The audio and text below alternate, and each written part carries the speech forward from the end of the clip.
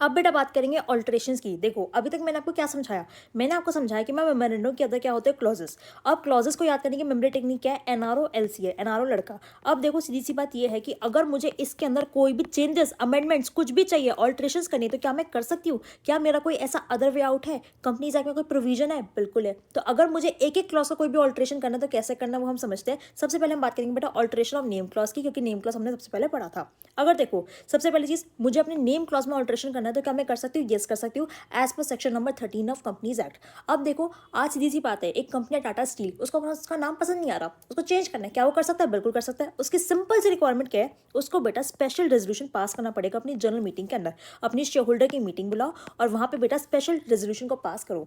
अब मैम ये एसआर है क्या बेटा? अभी आगे आएगा चैप्टर, अभी के लिए समझना कि बेसिकली मिनिमम एटलीस्ट 75% जो उसके मेंबर है वो एग्री करे उस चीज़ पे कि हाँ ठीक है हम फेवर में नाम चेंज आप कर सकते हो। अगर 75% एग्री नहीं करते तो इसका मतलब आपका एसआर जो है वो पास नहीं हुआ। अगर 75% मिनिमम, मैम 80 भी हो सकते हैं, 90 भी हो सकते हैं, 95 भी हो सकते हैं, मेंबर एग्री करनी चाहिए उस चीज़ के ऊपर। ठीक है जी।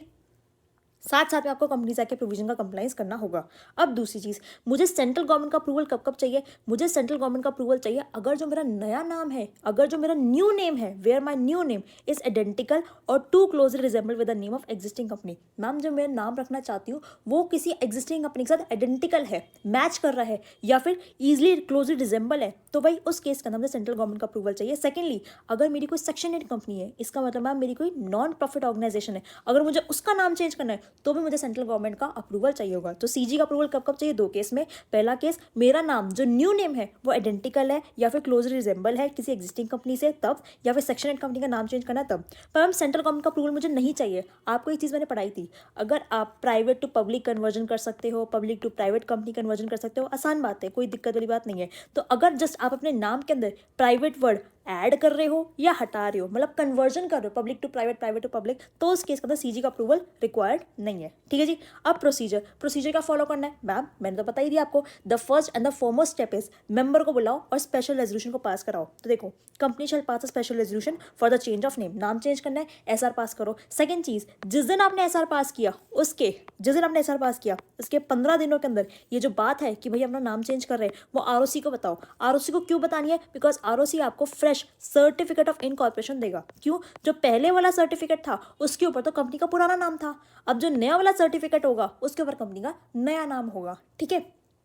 The company shall give notice to registrar within 15 days. याद रखना टाइमलाइन जो है, ड्यू डेट जो है 15 डेज की है। और पासिंग रेजोल्यूशन, रजिस्ट्रार जो होगा फ्रेश सर्टिफिकेट ऑफ इनकॉर्पोरेशन नए नाम के साथ आपको दे देगा। और जो भी आपका नाम का चेंज होगा वो किस दिन से इफेक्टिव होगा? जिस दिन आपको फ्रेश सर्टिफिकेट मिल जाएगा। अब मैम मैंने नाम तो चेंज करा दिया, प्रोसीजर फुलफिल हो गया, अब उसका इफेक्ट क्या है, आउटकम क्या है? मेरा नाम चेंज हो गया तो देखो सीधी सी बात ये है, मान लो 2 पर्सन थे, एक था मिस्टर रमन से आपको 1 लाख रुपए देने थे, एक था मिस्टर पर्सन सतीश को आपको 1 लाख रुपए देने थे। ठीक है। ये कौन है? डेटर है, ये क्रेडिटर है। कहते नाम चेंज हो गया, आपके जो भी राइट्स ऑब्लिगेशन है वो अनअफेक्टेड रहेंगे, उससे कोई फर्क नहीं पड़ने वाला। जिससे पैसा लेना है, जिसको पैसा देना है, जो भी आपके राइट्स ऑब्लिगेशन है वो सेम रहने वाले हैं। आपका चेशक नाम चेंज हुआ, कोई दिक्कत वाली बात नहीं है। सेकंड चीज, अगर बेटा आप पे कोई भी लीगल प्रोसीडिंग्स चल रही थी, आपके ऊपर कोई भी केस चलने लग रहा था, तो भाई वो केस भी आपका डिफेक्टिव नहीं हो जाएगा। बस लॉ के पेपर्स के अंदर आपकी पुरानी वाली कंपनी का नाम हटके नई वाली कंपनी का नाम जो है वो, नया नाम जो है वो आ जाएगा। मतलब पुराना नाम हटके नया नाम आ जाएगा और कुछ भी चीज़ नहीं है।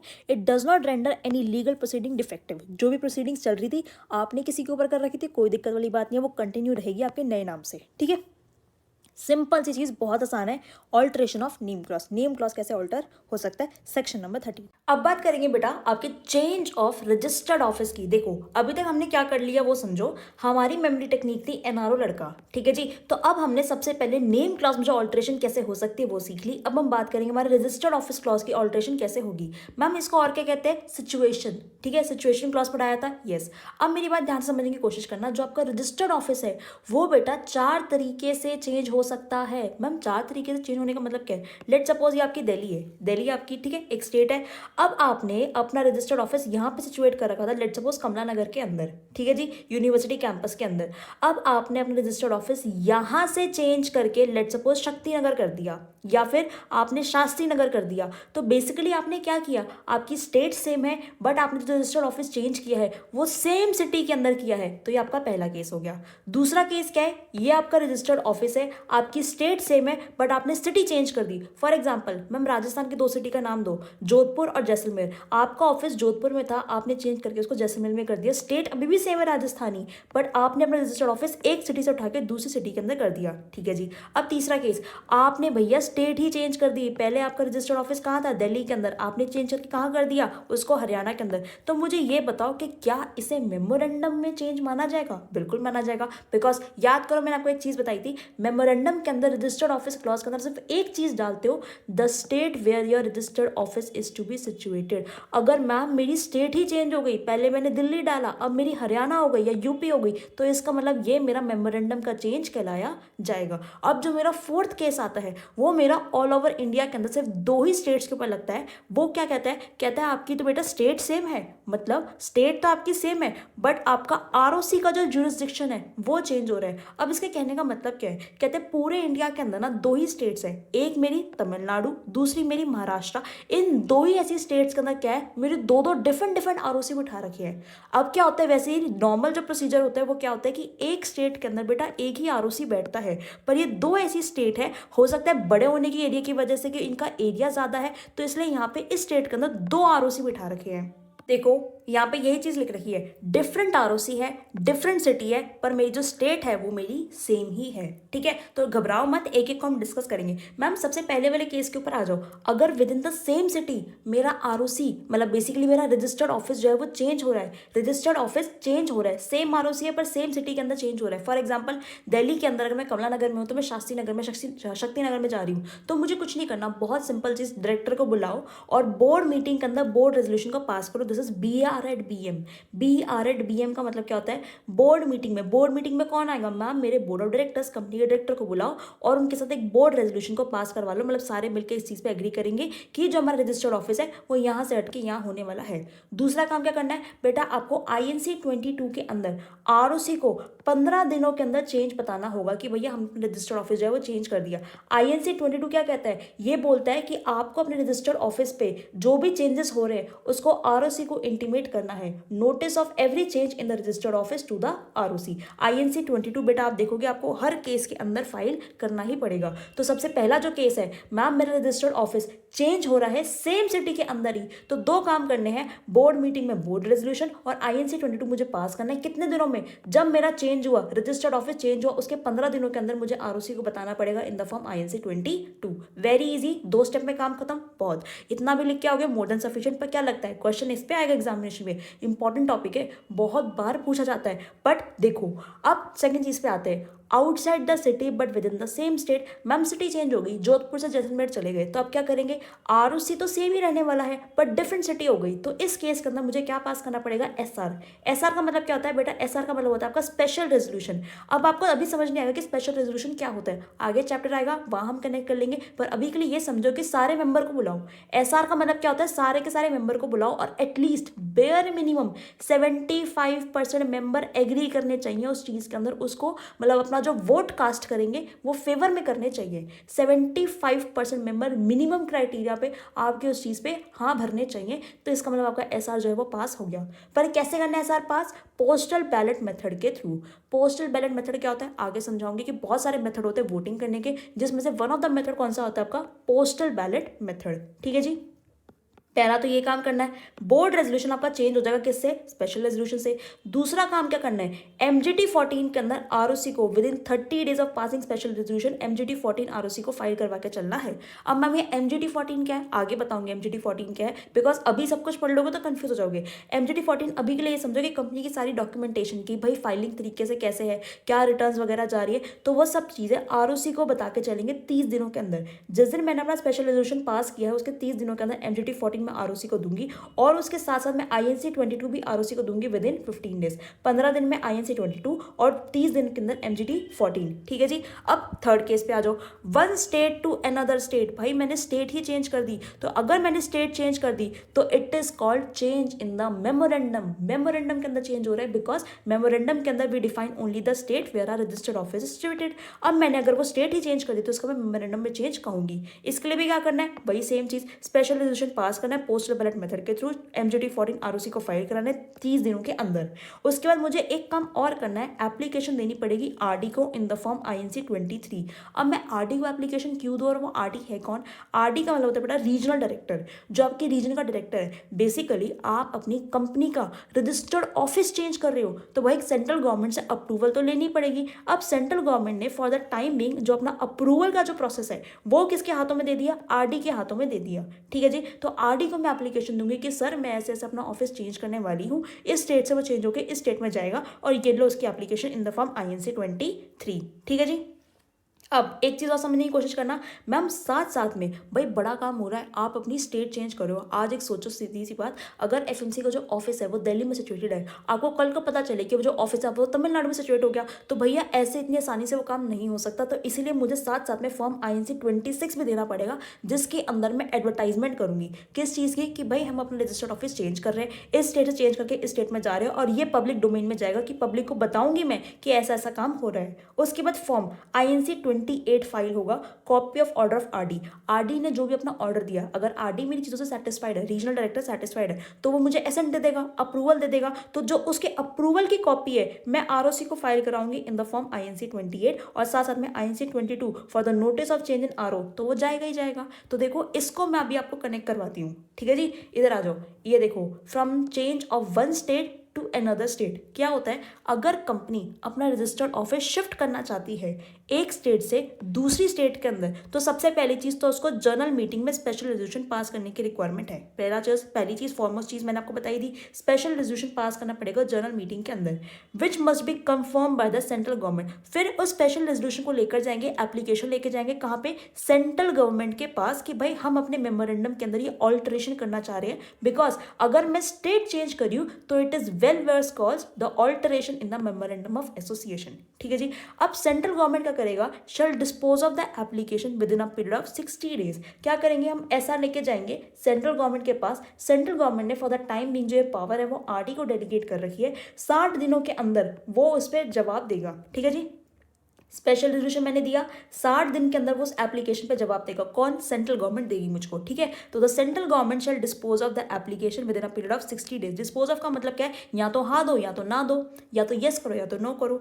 The central government before passing it's order, अपना ऑर्डर पास करने से पहले सेटिस्फाई करेगी पहले अपने आप को कि जो एप्लीकेशन हम दे रहे हैं उसके अंदर सारे क्रेडिटर्स की, डिबेंचर होल्डर की, सारे पर्सन जो कि कंपनी के साथ कंसर्न है, उन सबका इंटरेस्ट जो है प्रोटेक्टेड है। आज सीधी सी बात ये समझो कि किसी भी कंपनी को किसी से पैसे लेने या किसी को पैसे देने हैं तो पहले उनसे पूछेंगे ना, जितने भी कंपनी के क्रेडिटर्स है, डिबेंचर होल्डर है, कि भाई कंपनी ऐसे ऐसे अपना ऑफिस चेंज करना चाह रही है, क्या आपको कोई आपत्ति तो नहीं है, क्या आपकी कंसेंट है ना। तो सेंट्रल गवर्नमेंट अपना ऑर्डर देने से पहले सारे क्रेडिटर्स, डिबेंचर होल्डर के इंटरेस्ट को प्रोटेक्ट करेगी और उन लोगों के इंटरेस्ट को प्रोटेक्ट करेगी जो कि कंपनी के साथ कंसर्न है। ठीक है, और ये भी इंश्योर करेगी कि कंपनीज एक्ट के जो सफिशिएंट प्रोविजंस है वो सारे हमने ड्यू डिलिजेंस के साथ कंप्लाई करे या नहीं करे हैं, और हम सारे अपनी डेब्ट्स और ऑब्लिगेशन को डिस्चार्ज कर सकते हैं, हमारे पास उतनी एडुकेट सिक्योरिटी है कि नहीं है। मतलब कंपनी अगर ऑफिस चेंज करी तो सेंट्रल गवर्नमेंट उस ऑफिस को चेंज करने की अप्रूवल देने से पहले ये चेक करेगी कि भाई कंपनी के पास इतना पैसा तो है ना कि कल को कोई इसमें जो भी डेब्ट्स ऑब्लिगेशन है कंपनी उसको पे ऑफ कर पाए,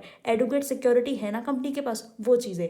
इन case of shifting registered office from one state to another, एक जो सर्टिफाइड कॉपी होगी ऑर्डर की सेंट्रल गवर्नमेंट की जिसके अंदर ऑल्ट्रेशन अप्रूव हो रहा है, वो कंपनी रजिस्ट्रार को भी देगी उस स्टेट के अंदर जहाँ पे for within such time and in such manner as may be prescribe, मतलब ROC को भी वो कॉपी देगी। तो यही चीज़ मैंने लिखी हुई यहाँ पे, ऐसा मैंने पास किया, 60 दिनों के अंदर CG या फिर RD क्या करेगा, अपनी अप्रूवल ला के देगा मुझे उसके ऊपर कि भैया ठीक है हम अप्रूव कर रहे हैं, बिकॉज हमने अपने क्रेडिटर्स, डिबेंचर होल्डर जो भी पर्सन कंसर्न थे उनसे बात कर ली, वो सारे एग्री कर रहे हैं, उनको कोई आपत्ति नहीं है।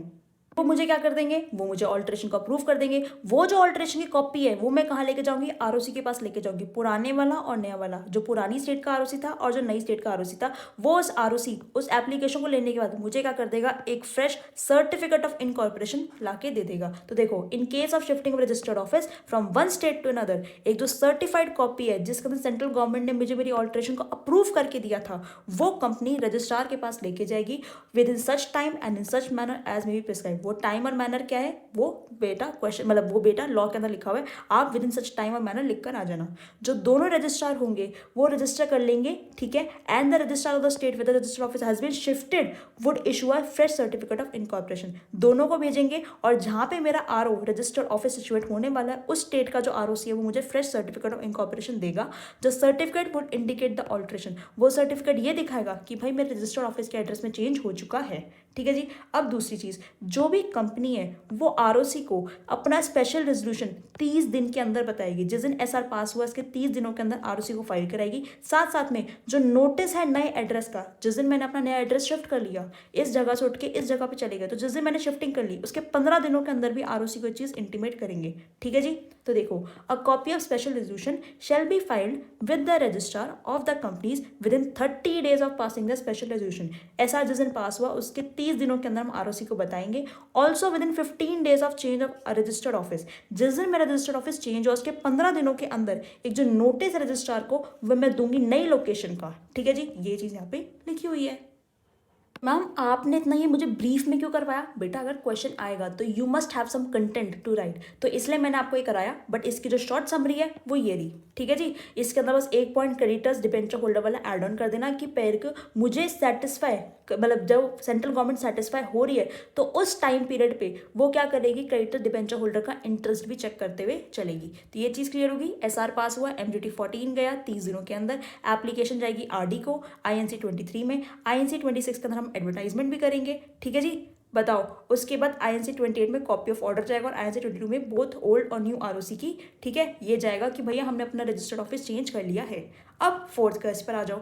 ये कह रहे with in the same state but different ROC है। ये दो ही स्टेट में है, एक तमिलनाडु में और दूसरा महाराष्ट्र के अंदर, जहाँ पे जो आरओसी का जो जुरिस्डिक्शन है वो बेटा चेंज हो रहा है। तो इस केस में क्या करेंगे, स्पेशल रेजोल्यूशन पास करेंगे जनरल मीटिंग के अंदर पोस्टल बैलेट मेथड के थ्रू। वही सेम चीज़, देखो सारी सेम, तीनों के अंदर यही सेम चीज़ कंटिन्यू हो रही है। एमजीटी 14 देंगे, तीनों के अंदर यही चीज़ कंटिन्यू हो रही है।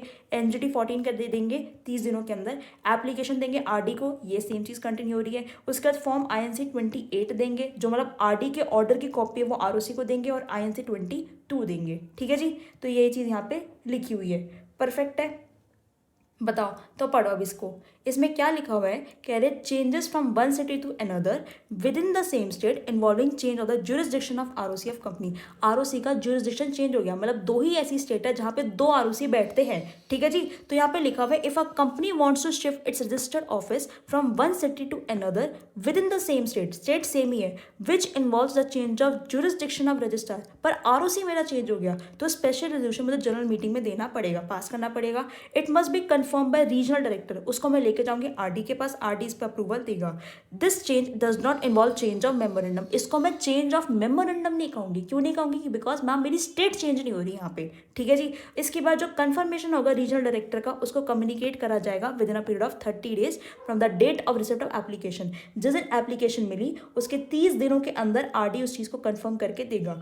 आरडी ने जिस दिन कंफर्म कर दिया उसके 60 दिनों के अंदर आरडी की कंफर्मेशन मैं आरओसी को दूंगी, और आरओसी मुझे 30 दिन के अंदर सारे चेंज को रजिस्टर करके दे देगा। जो कॉपी होगी स्पेशल रेजोल्यूशन की उसको 30 दिनों के अंदर मैं ओल्ड और न्यू दोनों आरओसी को फाइल कराऊंगी, और यही बातें यहाँ पे बेटा लिखी हुई है, ठीक है जी। The confirmation of the regional director shall be communicated within a period of 30 days from date of receipt of application. जिस दिन उसका एप्लीकेशन मिल गई आरडी को, उसके 30 दिनों के अंदर वो बताएगा कि भैया वो एक्सेप्ट कर रहा है या फिर नहीं कर रहा। And the company shell file the confirmation, जिस दिन कंफर्मेशन आ जाएगी ठीक है आप अपना रजिस्टर्ड ऑफिस चेंज कर लो, कंपनी जो है रजिस्ट्रार को 60 दिनों के पीरियड के अंदर वो चीज़ बताएगी जिस दिन उसको कंफर्मेशन मिली है। तो देखो कंफर्मेशन मिलते ही 60 दिनों के अंदर कंपनी जो है वो रजिस्टर्ड ऑफिस को मतलब आरओसी को बताएगी, ठीक है। रजिस्टर्ड रजिस्टर कर लेगा सेम को और सर्टिफाई करेगा कि रजिस्टर जो है वो 30 दिनों के अंदर कर देगा। तो रजिस्ट्रार जो है अगले 30 दिनों के अंदर सारे चेंजेस को रजिस्टर कर लेगा। जो कॉपी होगी स्पेशल रेजोल्यूशन की वो रजिस्ट्रार को दी जाएगी within a period of 30 days. Special resolution की कॉपी 30 दिनों के अंदर आरओसी को दी जाएगी, ठीक है। And also with in 50 days of change of registered office. जिस दिन मैंने अपना रजिस्टर्ड ऑफिस चेंज किया उसके 15 दिनों के अंदर मैं उसको नए रजिस्टर्ड ऑफिस की भी लोकेशन दूंगी। तो वही सेम चीज़ मैं यहाँ पे लिख रही थी कि 15 दिनों के अंदर मैं नए एड्रेस की उसको लोकेशन दूंगी। ये जो प्रोविजन है ये एप्लीकेबल होंगे उन्हीं स्टेट्स के अंदर जहाँ पे एक से ज़्यादा आरओसी है, जहाँ पे एक से ज़्यादा रजिस्टर ऑफ कंपनीज है। और एट प्रेजेंट पूरे इंडिया के अंदर ऐसी 2 ही स्टेट्स हैं जहाँ पे एक से ज़्यादा आरओसी अवेलेबल है। कौन कौन सी मैम? एक महाराष्ट्र, दूसरा तमिलनाडु। महाराष्ट्र में कौन कौन से 2 ऑफिस है मैम? एक मुंबई में है और एक पुणे में है। वेरस तमिलनाडु में कौन कौन से 2 ऑफिस है मैम? एक चेन्नई में और एक कोयम्बतौर में है, ठीक है जी। तो ये चीज़ क्लियर है। तो ये वाला चीज़ भी आपको यहाँ से कनेक्ट हो जाएगी। अच्छा, अगर मैं आपसे बात करूँ मैम एडवर्टाइजमेंट जो देंगे INC 26 के अंदर, वो एडवर्टाइजमेंट कैसी मैम? 2 न्यूज़पेपर में, एक तो इंग्लिश और एक वर्नैकुलर। वर्नैकुलर का मतलब क्या होता है? वर्नैकुलर का बेटा मतलब होता है कि जहाँ पे लोकल लैंग्वेज, अगर मैं मुंबई की बात करूँ तो मुंबई की जो लोकल लैंग्वेज है वहाँ के न्यूज़पेपर में वो चीज़ जाएगी। अगर मैं दिल्ली की बात करूँ तो वहाँ की जो लोकल लैंग्वेज, तमिलनाडु की बात करूँ तो वहाँ की जो लोकल लैंग्वेज है वर्नैकुलर लैंग्वेज के अंदर वो न्यूज़पेपर जाएगा और एक इंग्लिश के अंदर जाएगा, ठीक है जी। ये हो गया। अब देखो, अब हम कहाँ पे आ गए? NRO। अब हम आ जाएंगे ऑब्जेक्ट क्लॉज में। अगर कोई भी चेंज होना है तो कैसे होगा? तो बेटा इसको चेंज करने के 2 ही मेथड होते हैं। आपको सबसे पहली चीज़ ये आइडेंटिफाई करनी है कि भाई क्या मैंने पब्लिक से पैसा मांगा था प्रोस्पेक्टस के इशू थ्रू। तो सेक्शन 13 बात करता है change in the object clause of company. कहते हैं अगर कंपनी अपना ऑब्जेक्ट क्लॉज चेंज करना चाहती है तो उसको क्या करना पड़ेगा? उसको जर्नल मीटिंग के अंदर स्पेशल रेजोल्यूशन को पास करना पड़ेगा। ये तो one and the foremost thing है जो करनी ही पड़ेगी। जर्नल मीटिंग में SR पास करना पड़ेगा। अब देखो ऑब्जेक्ट क्लॉज में चेंजेस का मतलब क्या होता है, ये चीज़ मैंने आपको बखूबी बता रखी है। एक कंपनी जो है जो एजुकेशनल सेक्टर में आई थी, उसका ऑब्जेक्ट था कि हम एजुकेशनल सर्विसेज प्रोवाइड करेंगे। वो घुसना चाहती है रियल एस्टेट में, वो घुसना चाहती है कंस्ट्रक्शन की सर्विसेज के अंदर। तो ऐसा हो सकता है वो हाईवे बनाना चाहती है? नहीं, क्योंकि वो उसके ऑब्जेक्ट क्लॉज के अगेंस्ट में है, ठीक है जी। तो देखो अ कंपनी में passing a special resolution in the journal meeting अपने ऑब्जेक्ट क्लॉज को चेंज कर सकती है। पर ध्यान क्या रखना है, क्या कंपनी ने कोई भी पैसा प्रोस्पेक्टस के थ्रू कमाया था?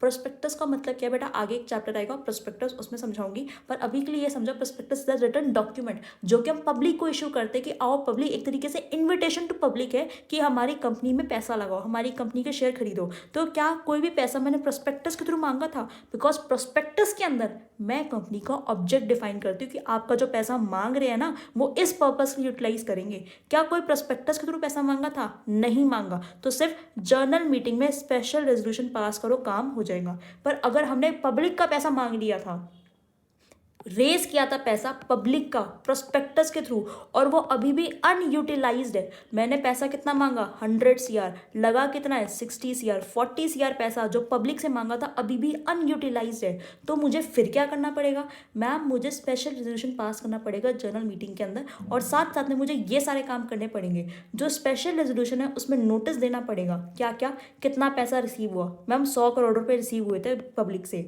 ठीक है। Total money utilize as per prospectus, prospectus के हिसाब से, प्रोस्पेक्टस में जो ऑब्जेक्ट लिखा होता है उसके हिसाब से कितना पैसा यूटिलाइज हुआ मैम? 60 करोड़ उसके हिसाब से यूटिलाइज हुए हैं। अनयूटिलाइज कितना पैसा रह गया मैम? 40 करोड़ अनयूटिलाइज रह गया। उसका details of the propose changes in the object, object के अंदर क्या क्या चेंजेस करने चाहते हैं। मैम एजुकेशन था, हम रियल एस्टेट और कंस्ट्रक्शन जोड़ना चाहते हैं। Justification for the change in object, क्यों करना चाहते हो भाई ऐसा? भाई हमारे पास कोई अच्छा टेंडर आया है, अच्छी अपॉर्चुनिटीज मिल रही है मुझे उसके अंदर, वो चीज़ें। Amount to be utilize for the new project, नए प्रोजेक्ट में कितना पैसा लगेगा मैम? नए प्रोजेक्ट में मोरलेस आप लगा लो 35 करोड़ रुपये पैसा लगेगा, ठीक है जी। Other relevant information for inform decision making, अच्छी डिसीजन मेकिंग करने के लिए कोई और इन्फॉर्मेशन, या फिर place to obtain the copy of resolution notice, अगर किसी मेंबर को ये रेजोल्यूशन का नोटिस चाहिए उसकी कॉपी उसको कहाँ मिलेगी, वो भी चीज़ यहाँ पे मेंशन होती है, ठीक है जी। 2 केस समझ में आए। अगर पब्लिक से पैसा मांगा है तो क्या होगा, पब्लिक से पैसा नहीं मांगा तो क्या होगा। पब्लिक से पैसा नहीं मांगा तो जर्नल मीटिंग में SR पास कर लो, काम हो जाएगा। अगर प्रोस्पेक्टस के थ्रू पैसा नहीं मांगा तो, पर अगर प्रोस्पेक्टस के थ्रू पैसा मांगा है तो SR तो पास करना पड़ेगा, साथ साथ में ये सारी इंफॉर्मेशन का भी फुल डिस्क्लोजर करना पड़ेगा। फिर कह रहे हैं जो डिटेल्स है जो प्रिस्क्राइब करी गई है रेजोल्यूशन के अंदर हमें उसको पब्लिश करना पड़ेगा। मतलब ये जो सारी की सारी डिटेल्स है ना, इसको 2 न्यूज़पेपर के अंदर दिखाना पड़ेगा। कौन से 2 न्यूज़पेपर? एक तो बेटा इंग्लिश का और एक वर्नैकुलर लैंग्वेज। वर्नैकुलर क्या होता है मैंने आपको सिखा दिया कि जो जहाँ पे भी कंपनी का रजिस्टर्ड ऑफिस सिचुएटेड है वहाँ पे कौन सी लैंग्वेज बोली जाती है उस लैंग्वेज के अंदर, which is in the circulation at the place where the registered office of company is situated. जहाँ पे कंपनी का आरओ सिचुएटेड है वहाँ पे उस एरिया में कौन से लैंग्वेज का न्यूज़पेपर सर्कुलेशन में है उस लैंग्वेज के अंदर। And shall also be placed on the website of company. Company की वेबसाइट पे भी डालो कि भाई आपसे इतना इतना पैसा आया था, इतना अनयूटिलाइज है, हम अपने ऑब्जेक्ट क्लॉज को चेंज करना चाहते हैं, इंडिकेटिंग देयर इन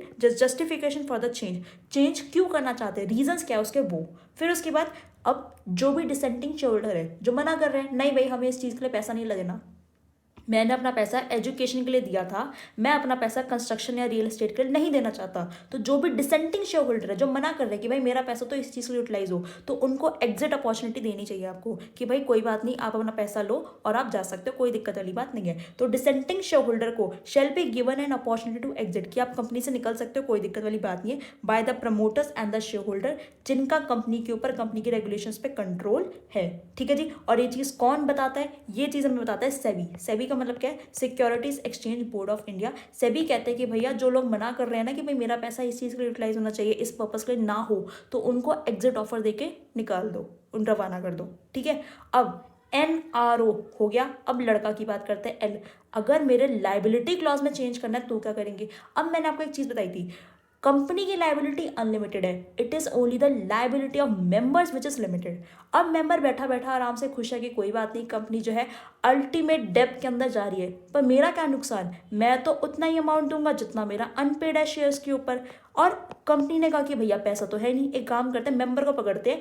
अब क्या करते हैं, मेमोरेंडम में चेंज करते हैं लाइबिलिटी क्लॉज में और कहते हैं कि अब मेंबर की लाइबिलिटी जो है वो अनलिमिटेड हो गई। क्या ऐसा कर सकते हैं, बिल्कुल नहीं कर सकते। तो वही चीज़ बेटा यहाँ पे लिखी हुई है, जो लाइबिलिटी है मेंबर ऑफ कंपनी की, एक कंपनी के मेंबर की जो लाइबिलिटी है उसको बिना पूछे ना तो बढ़ा सकते हैं और कुछ नहीं कर सकते, can not be increase without his written consent to the same. जब तक मेंबर नहीं कहता भाई मेरी लाइबिलिटी बढ़ा सकते हो, तब तक आप बैठे बैठे मेंबर की लाइबिलिटी कैसे बढ़ा दोगे। आज सीधी सी बात है, बहुत बेसिक चीज़ है, मान लो आपके कॉलेज की फीस है, आपकी कॉलेज की फीस लेट सपोज 10,000 है। अब कॉलेज वाले कहते हैं कि भाई मेरा इतने में तो पैसा काम नहीं हो पाता, एक काम करते हैं अब से जो फीस है आपकी 1 लाख रुपए कर देते हैं। क्या आप उस चीज़ पे एग्री करोगे, क्या वो चीज़ आपके ऊपर अप्लाई हो जाएगी, नहीं होगी, जब तक आप उसको राइटिंग में वो चीज़ ना दो। तो वही चीज़ है कि मेंबर की लाइबिलिटी आप अपना जब मन करे तब इंक्रीज नहीं कर सकते जब तक मेंबर उसके ऊपर अपनी रिटन कंसेंट ना दे, बिफोर और आफ्टर द ऑल्ट्रेशन। ऑल्ट्रेशन करने से पहले, ऑल्ट्रेशन करने के बाद, जब तक मेंबर ओके नहीं करता तब तक उसकी लाइबिलिटी आप नहीं बढ़ा सकते। जो लाइबिलिटी होगी अगर किसी डायरेक्टर की, मैनेजिंग डायरेक्टर की, किसी मैनेजर की बढ़ानी है वो बढ़ा दो, उसमें दिक्कत नहीं है। स्पेशल रेजोल्यूशन को पास करो, सारे मेंबर आएंगे, एग्री करेंगे, उस डायरेक्टर की लाइबिलिटी को अनलिमिटेड कर दो, हमें मतलब नहीं है। मेंबर की लाइबिलिटी आप छेड़छाड़ नहीं कर सकते, डायरेक्टर वगैरह की लाइबिलिटी को आप कर सकते हो, कोई दिक्कत नहीं है, provided the article authorize through. Article के अंदर चीज ऑथराइज होनी चाहिए कि फ्यूचर में जाकर हम डायरेक्टर की लाइबिलिटी को बढ़ा सकते हैं। ठीक है जी। और जो भी पर्सन कंसर्न है, जो भी डायरेक्टर है, मैनेजर है, वो राइटिंग में देते कि हाँ कोई दिक्कत वाली बात नहीं है, मैंने कंपनी के साथ गलत काम किया था, मैंने एक गलत डिसीजन लिया था, मेरी लाइबिलिटी बढ़ा दो, मेरे को दिक्कत नहीं है। तो ये काम हो सकता है। ठीक है। पहला पॉइंट क्लियर कि मेंबर की नहीं बढ़ा सकते, डायरेक्टर की बढ़ा सकते हैं, पर उसका रिटन कंसेंट होना चाहिए। सेकंड, हाउएवर कंपनी अगर आपकी कोई क्लब है या सिमिलर एसोसिएशन है तो उस केस के अंदर आप अपने मेमोरेंडम में ऑल्टरेशन करके मेंबर की लाइबिलिटी को बढ़ा सकते हो। ये चीज़ आपने बहुत बार देखी होगी। आज आप किसी क्लब के मेंबर हो, क्लब की अभी फीस है 500 रुपीज़, अब सब्सक्रिप्शन फीस 500 से उन्होंने बढ़ा के कितनी कर दी, 1200 रुपये कर दी, तो आप क्या मना कर दोगे कि भाई मेरी तो रिटर्न कंसेंट है ही नहीं इसके ऊपर, मेरी लाइबिलिटी कैसे बढ़ा दी। नहीं, अगर आपकी जो कंपनी है वो क्लब है या उस काइंड की कोई सिमिलर एसोसिएशन है जहाँ पे सब्सक्रिप्शन मॉडल है, अगर आप उस चीज़ के मेंबर हो तो वहाँ पे आपकी लाइबिलिटी बिना पूछे आपसे बढ़ा सकते हैं और उसमें आपकी रिटर्न कंसेंट की भी रिक्वायरमेंट नहीं है। होता है यार ऐसा क्लब वगैरह के केस में, आज भाई सब्सक्रिप्शन है 500 रुपये की, वो कहता है भाई अगले साल से जो पैसा है ना वो हो जाएगा 1000 रुपये। आप मना कर दोगे, नहीं भाई मैंने तो रिटर्न कंसेंट नहीं दी इसके ऊपर, मैं तो नहीं कर रहा, आपको देने पड़ेंगे। क्यों, क्योंकि आप क्लब के मेंबर हो। तो वो चीज़ यहाँ पे लिखी हुई है, however where the company is a club और सिमिलर एसोसिएशन, कोई भी अगर ऑल्ट्रेशन मेमोरेंडम में हम कर दे जिसकी वजह से मेंबर को हायर सब्सक्रिप्शन देना पड़े, तो वो मेंबर के ऊपर बाइंडिंग होगी, मेंबर को देना पड़ेगा, इवन दो मेंबर ने राइटिंग में उस चीज़ की कंसेंट ना दी हो। अब तीसरी चीज़, अगर बेटा मेरी अनलिमिटेड कंपनी है, अनलिमिटेड कंपनी मतलब ऐसी कंपनी जहाँ पे जो मेंबर की लाइबिलिटी है वो अनलिमिटेड है, अगर कंपनी में कोई भी डेब्ट्स ऑब्लिगेशन आएगी तो मेंबर को अपने पर्सनल एसेट्स को बेच के कंपनी की लाइबिलिटी चुकानी पड़ेगी। ठीक है, इतनी बात आपको पता है अनलिमिटेड कंपनी की। कह रहे जो लाइबिलिटी है मेंबर की may be made limited, unlimited company के अंदर मैं मेंबर की लाइबिलिटी को अब लिमिटेड करना चाहती हूँ या मेंबर की लाइबिलिटी को मैं कम करना चाहती हूँ, तो अगर मैंने ऐसा कोई भी काम किया, कोई दिक्कत वाली बात नहीं, आप कर सकते हो। हॉवेवर ये कोई भी इफेक्ट नहीं डालेगा डेब्ट्स पे, लाइबिलिटीज पे, ऑब्लिगेशन पे, उन कॉन्ट्रैक्ट पे जो कि आपने उस टाइम पे करे थे जब वो एक अनलिमिटेड कंपनी थी। देखो, इसका सिंपल सा कहने का मतलब ये है कि लेट सपोज 1 अप्रैल को आपने ये सोचा कि इस कंपनी को, जो अनलिमिटेड कंपनी है जिसके अंदर मेंबर की लाइबिलिटी अनलिमिटेड है, उसमें मेंबर की लाइबिलिटी को कर देते हैं लिमिटेड। तो वो ये चीज़ कह रहे हैं कि 1 अप्रैल से पहले आपने जो भी कंपनी की डेब्ट्स थी, लाइबिलिटीज थी, जो भी कंपनी को जिसको जितना जितना पैसा देना था, उस पर कोई भी इम्पैक्ट पड़ने वाला नहीं है। अगर कंपनी के पास सफिशिएंट फंड नहीं है तो मेंबर अपने पर्सनल एसेट बेच के कंपनी के डेब्ट को चुकाएंगे, इररिस्पेक्टिव कि अब वो एक लिमिटेड कंपनी के मेंबर है, बिकॉज ये जो चीज़ थी वो उसकी लिमिटेड कंपनी बनने से पहले के ऑब्लिगेशंस है। ठीक है, तो अगर आपने आज अपने आप को अनलिमिटेड से लिमिटेड लाइबिलिटी करवा रहे हो, तो जिस टाइम पे आप अनलिमिटेड थे उस टेन्योर के अंदर जो भी आपकी डेब्ट्स, ऑब्लिगेशन, लाइबिलिटीज थी कंपनी की, कंपनी उसके लिए आपसे पैसा आज भी रिकवर कर सकती है। बेशक अब आपकी लाइबिलिटी लिमिटेड हो चुकी है, बिकॉज अब आपकी लिमिटेड हुई है ना, इसके बाद जो भी होगा उसके लिए आप ज़्यादा पैसा अपने पर्सनल एसेट्स नहीं बेचोगे, पर इससे पहले जो भी कॉन्ट्रैक्ट्स थे उसके लिए आपको अपने पर्सनल एसेट्स बेचने पड़ेंगे। तो इन केस ऑफ अनलिमिटेड कंपनी, जो लाइबिलिटी है मेंबर की मे बी मेड लिमिटेड, उसको हम कम कर सकते हैं, रिड्यूस कर सकते हैं। हॉवेवर इससे कोई इफेक्ट नहीं पड़ने वाला कंपनी की उन डेब्ट्स पे, उन लाइबिलिटीज पे, उन ऑब्लिगेशंस पे, उन कॉन्ट्रैक्ट पे जो कंपनी ने करे थे लिमिटेड कंपनी में रजिस्टर करने से पहले। ठीक है।